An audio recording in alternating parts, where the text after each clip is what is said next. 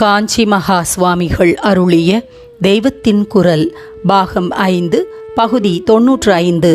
அவதார நோக்கம் கர்மா பக்தி வழியே ஞானம் அடைவித்தல். எதையாவது பண்ணி ஹிம்சையில் மாட்டிக்கொண்டிருக்கும் ஜனங்களிடம் போய் எதையும் பண்ணாமல் இருக்கிற அத்வைதத்தை சொல்ல வேண்டுமென்று சங்கல்பம் செய்து கொண்டார் பகவான். அவ்வளவு சட்டென்று எல்லாரும் ஒன்றும் பண்ணாமல் இருக்கும் வழிக்கு வரத்தான் மாட்டார்கள். காரியம் பண்ணுவதுதான் கஷ்டம். காரியம் பண்ணாமல் அக்கடாவென்று உட்கார்ந்து கொண்டிருப்பது சுலபம் என்று வெளிப்பார்வைக்கு தோன்றுகிறது. ஆனாலும் நடைமுறையில் தூக்கம் என்று கொஞ்ச நாளி அடித்து போடுகிறது போக மற்றபடி காரியம் இல்லாமல் உட்கார்ந்திருப்பதுதான் மகா கஷ்டமாயிருக்கும். மனசு சும்மா இருக்க விடாது. ஒன்று மாற்றி ஒன்று எதையாவது பண்ணி கொண்டிருக்கும்படி அது ஏவிக்கொண்டே இருக்கும். ந ஹி கச்சித் க்ஷணமபி ஜாது திஷ்டத்ய கர்மக்ருத். ஒருபோதும் ஒரு க்ஷணங்கூட எவனும் ஒரு காரியமும் செய்யாதவனாக இருப்பதே இல்லை என்று பகவான் ஜனங்களுடைய பல்சை நன்றாக பிடித்து பார்த்துத்தான் கீதையில் சொன்னார். கையால் காலால் காரியம் செய்யாமல் சும்மா இருப்பதே கஷ்டமென்றால் அத்வைதத்தில் ஒன்றும் பண்ணாமல் இருக்க வேண்டும் என்னும் போதோ இதைவிட கஷ்டமாக என்று சொன்னால் போதாது, சாத்தியமே இல்லாதது என்று தோன்றுவதாக மனசினாலேயும் எதையும் நினைக்கவே கூடாது என்று இருக்கிறது. இப்படி சொல்லியிருப்பதை யார் கேட்பார்கள்? கேட்பார்களோ கேட்க மாட்டார்களோ, நாம் ஓயாமல் சொல்லிக்கொண்டே லோகம் பூரா போய்கொண்டே இருக்க வேண்டியதுதான். இப்படி விடமாட்டேன் என்று அகோராத்திரம் அதுவே காரியமாக சொல்லிக்கொண்டே இருந்தால்தானே 1000-ல் ஒருத்தராவது கேட்கத்தான் செய்வார்கள்.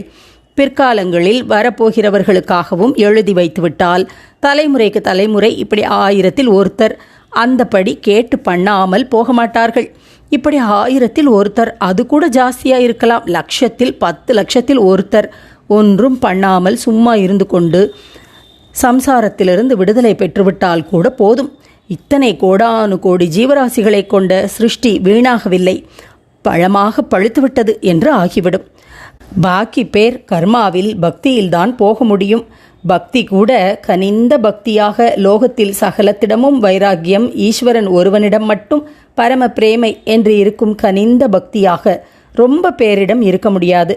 அதனால் பரவாயில்லை. இப்போது ஒரே அவைதீகமாக போயிருக்கிற மாதிரி இல்லாமல் ஜனங்கள் வேத சாஸ்திரப்படி முடிந்த மட்டும் கர்மா பண்ணி ஒரு பூஜை, ஒரு கோயிலுக்கு போவது, ஒரு க்ஷேத்ராடனம் என்று செய்ய ஆரம்பித்தாலும் கூட போதும். இதற்கெல்லாமும் நாம் தான் பூலோகத்தில் பிறந்து ஒரு ஊர் விடாமல் சுற்றி செய்ய வேண்டியதையெல்லாம் செய்ய வேண்டும். வர்ணாசிரம விபாகப்படி கர்மா நடக்க பண்ண வேண்டும். வைதீகமாக உபாசனா மார்க்கங்களை சுத்தம் செய்து கொடுக்க வேண்டும். க்ஷேத்திரங்களில் நல்ல சாநித்தியமும் ஜன ஆகர்ஷணமும் இருக்கும்படியாக யந்திர பிரதிஷ்டைகள் செய்ய வேண்டும். ஆனாலும் இதெல்லாம் பண்ணுவதோடு இதற்கெல்லாம் மேலாக இத்தனை பண்ணி கொண்டிருந்தாலும் ஒன்றும் பண்ணாமல் இருப்பதுதான் முடிவான லட்சணம் என்றும் ஓயாமல் ஞாபகப்படுத்தி என்றைக்கோ ஒரு நாளிலாவது நாமும் அந்த வழியில் ஞான மார்க்கத்தில் போய் சேரத்தான் வேண்டும் என்று ஜனங்கள் விரும்பும்படியாக தூண்டிக்கொண்டே இருக்க வேண்டும். அது ரொம்ப பேருக்கு சிரமமாய் இருந்து அவர்கள் அதில் போகாமலே வேண்டுமானாலும் இருக்கட்டும், போகாமலே வேண்டுமானாலும் என்ன, அதற்கான பக்குவம் அடையாத மட்டும் போகப்படாது என்பதுதான் நம்முடைய கட்டளையே. முடியாத காரியத்தில் எத்தனம் பண்ணி தோற்று போக வேண்டாம், தோற்றது தெரியக்கூடாது என்று ஜெயித்த மாதிரி ஹிப்பாக்ரசி பண்ண வேண்டாம் என்றுதானே எவருக்கும் முடியக்கூடியதாக பிரவர்த்தி மார்க்கம் என்று ஒன்றை பிரித்து வைத்து இதிலேயே போங்கள், போய் இதில் சித்தியடைந்து சித்த சுத்தி பெற்ற பிற்பாடுதான் நிவர்த்தி மார்க்கம் என்று ஆக்ஞை செய்திருக்கிறோம். ஆனால் இப்போது உடனேயே தான் போகப்படாதே தவிர சித்தத்தை பரிசுத்தி செய்து கொண்டு அதன் பிறகு எத்தனையோ வருஷங்கள் ஜென்மங்களுக்கு அப்புறமாவது அதில், அதாவது நிவர்த்தியில் போனால்தானே கதிமோக்ஷம். சம்சார சுழலிலிருந்து தப்பி சாஸ்வத சௌக்கியத்தை பெற அதை விட்டால் வேறே வழி இல்லையே. ஆனபடியால் எதுதான் முடிவான லட்சியமோ, எதுதான் பரமசத்தியமோ, எதுதான் நித்தியானந்தமோ, எதை உபனிஷத்துகளில் கோஷித்ததால் தான் வேதங்களுக்கே பெருமையோ அது என்னவென்று இப்போதிலிருந்தே எல்லோரும் காதால் கேட்டு தெரிந்து கொள்ளவாவது வேண்டுமோ வேண்டாமோ? அதற்காகத்தான் தற்போது எடுக்கப் போகிற அவதாரத்தில் கர்மா என்றும் உபாசனை என்றும் எத்தனை தான் பண்ண சொன்னாலும் அதைவிட அதிகமாக ஞானத்தை, கர்மா, பக்தி முதலான எதுவுமே பண்ணாமல் இருக்கிற, ஒன்றுமே பண்ணாமல் இருக்கிற பரம நிலையை சொல்லிக்கொண்டே போக வேண்டும். அப்போதுதான் அதை பின்பற்றுவதற்கு அந்த 1000-ல் 1,00,000-ல் ஒருவனாவது தோன்றுவான். அத்தனை கர்மாக்களையும் நன்றாக விடாமல் பண்ணு. கர்ம ஸ்வனுஷ்டீயதாம் என்று ஆரம்பித்தாலும் அதை கொஞ்சம் கொஞ்சமாக ஈஸ்வரோபாசனையாக்கிக்கொள். தேனேசஸ்ய விதீயதாம் அபசிதி. காமியமாக பண்ணுவதிலிருந்து நிஷ்காமியமாக பண்ணும் யோகத்துக்கு போ. காமியே மதிஸ் தியஜ்யதாம். இப்படி முன்னேறிக்கொண்டே போய் சத்சங்கத்திலேயே இருக்க ஆரம்பி. சங்க சத்து விதீயதாம். அசட்டு பக்தி, அது வேணும் இது வேணும் என்று கேட்கும் பக்தியிலிருந்து முன்னேறி பகவானிடம் நிஜமான பக்தியை உறுதியாக வளர்த்துக்கொள்.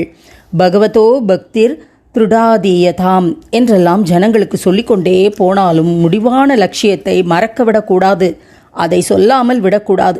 இப்படியே போய்கொண்டிருந்தால் என்றைக்காவது ஒரு நாளாவது உனக்கு சித்த பரிபக்குவம் ஏற்படும். அப்போது நிவர்த்தி மார்க்க குருவிடம் போய் விடாமல் பாத சேவை செய்து உபதேசம், பிரணவ உபதேசம், உபனிஷத்தின் ஜீவ பிரம்ம அபேத மகா வாக்கிய உபதேசம் வாங்கிக்கொள் என்றும் சொல்ல வேண்டும்.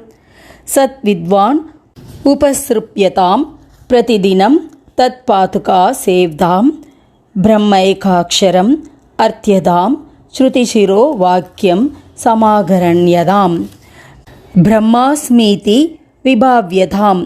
நானே பிரம்மம் என்ற பாவனையை ஏற்படுத்தி கொண்டு அப்புறம் பாவனை அனுபவமாகவே நன்றாக முற்றி நீயே பரபிரம்மமாகவே நிற்க வேண்டும். பரபிரம்மாத்மனா ஸ்தீயதாம் என்று நம் உபதேசத்தை முடிக்க வேண்டும்.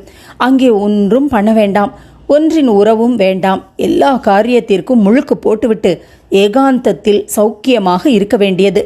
மனசை கழட்டி போட்டுவிட்டு ஆத்மாவையே அனுபவித்து கொண்டு சும்மா கிடக்க வேண்டியது. ஏகாந்தே சுகமாஸ்யதாம் பூர்ணாத்மா சுயமீஷ்யதாம். ஏதாவது பண்ணிக்கொண்டே இருக்கும் இயல்புடையவர்களான கர்ம சங்கிகளை முதலில் தப்பு பண்ணாமல் நல்லது பண்ணும்படியாக கர்மானுஷ்டானம், ஈஸ்வர பூஜை என்று ஈடுபடுத்த வேண்டியதுதான். ஆனாலும் நல்லது நல்லது என்று நினைத்து கொண்டிருக்கிற இந்த எல்லாவற்றிலும் கூட கெடுதலாக ஏதாவது கலந்து வந்து கொண்டேதான் இருக்கும். காரியம் என்றால் முழுக்க நல்லதாக இருக்கவே முடியாது. எதற்காவது ஹிம்சை, யாருக்காவது கஷ்டம், எதுவாவது நஷ்டம் என்று ஏற்படுத்தாமல் ஒரு காரியமும் இல்லை. எந்த சத்காரியமானாலும் கூட இப்படித்தான்.